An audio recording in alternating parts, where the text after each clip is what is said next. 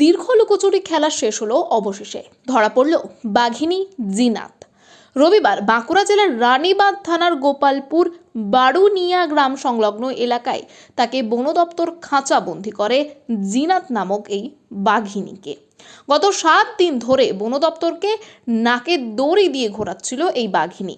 শনিবার থেকেই জিনাতকে কাবু করতে বারবার ঘুম পাড়ানি গুলি ছুড়েছিল বন দপ্তরের কর্মীরা। শনিবার রাতে জঙ্গলের জাল টাঙিয়ে ও আগুন জ্বেলে বাঘিনীকে বাগে আনতে তৎপর ছিল বনকর্মীরা। রবিবার বিকেল 4টে নাগাদ ফের জিনাতকে দেখতে পেয়ে গুলি ছোড়ে বনকর্মীরা। সেই গুলি লাগে জিনাতের গায়ে, তাতেই কাবু হয় জিনাত।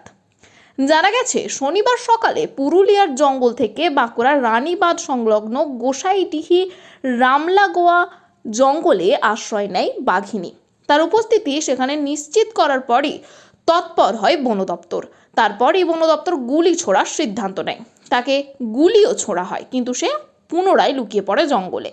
শনিবার সারা রাত বাঘিনীর খোঁজে জঙ্গলে জাল টাঙিয়ে আগুন জেলে বনকর্মীরা রাত জাগে, পরেও তাকে ধরা সম্ভব হয়নি। শেষমেশ রবিবার বিকেলে বাঘিনীর দেখা পাওয়া মাত্রই তাকে গুলি ছুড়ে কাবু করে খাঁচাবন্দি করে বন দপ্তরের কর্মীরা।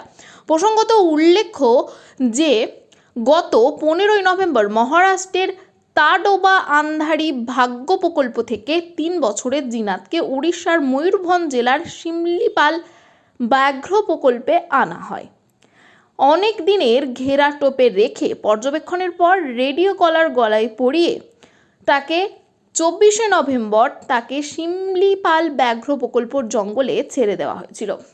তারপর সেই জঙ্গল থেকে সেই ঝাড়খণ্ডের দিকে হাঁটা দিয়েছিল বাঘিনী জিনাত। কয়েকদিন ঝাড়খণ্ডের জঙ্গলে ঘুরে ঝাড়গ্রামের বেলপাহাড়ি থানার অন্তর্গত কাঠচুয়া জঙ্গলে ঢুকে পড়েছিল সে। এরপর সেখান থেকেই পুরুলিয়ার জঙ্গলে পৌঁছে গিয়েছিল বাঘিনী জিনাত। শনিবার সকালে সেখান থেকে আস্তানা বদল পৌঁছে গিয়েছিল গোসাইডিহি গ্রামে। একটি আস্ত ছাগল মেরে খেয়েছিল বাঘিনী। শনিবার ভোরে বাঘিনীর গর্জন শুনতে পেয়েছিল গোসাইডিহি গ্রামের বাসিন্দারা। এরপর বাঘিনীর গলায় থাকা রেডিও কলার আর সিগন্যাল অনুসরণ করেই বন দপ্তরের কর্মীরা সেখানে পৌঁছে যায়।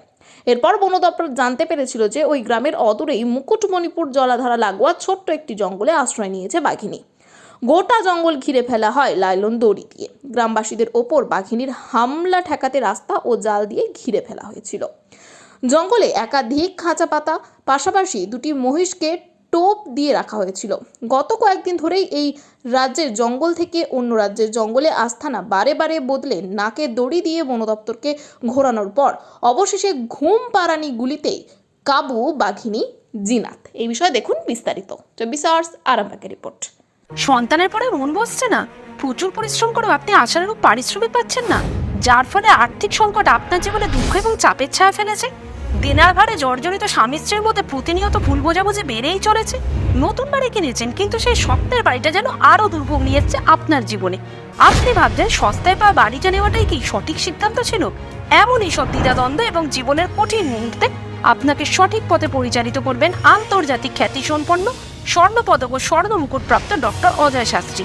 তিনি শুধু আপনাকে পথই দেখাবেন না, আপনার জীবনে সত্যিকারের সুখ, শান্তি, ঐশ্বর্য, অর্থ যেন সঠিক সময় আপনার কাছে পৌঁছে দেয় সেই দায়িত্বও নেবেন। তার অভিজ্ঞতা এবং জ্ঞানের আলোতে আপনার জীবন হয়ে উঠতে পারে নিরুদ্বেগ ও সমৃদ্ধির পথে ধাবমান। তাই আর দেরি নয়, স্ক্রিনে দেওয়া নাম্বারে এখনই ফোন করে ডক্টর অজয় শাস্ত্রীর সাথে যোগাযোগ করুন। কে জানেন, হয়তো একটি মাত্র ফোনই আপনার জীবনকে বদলে দিতে পারে।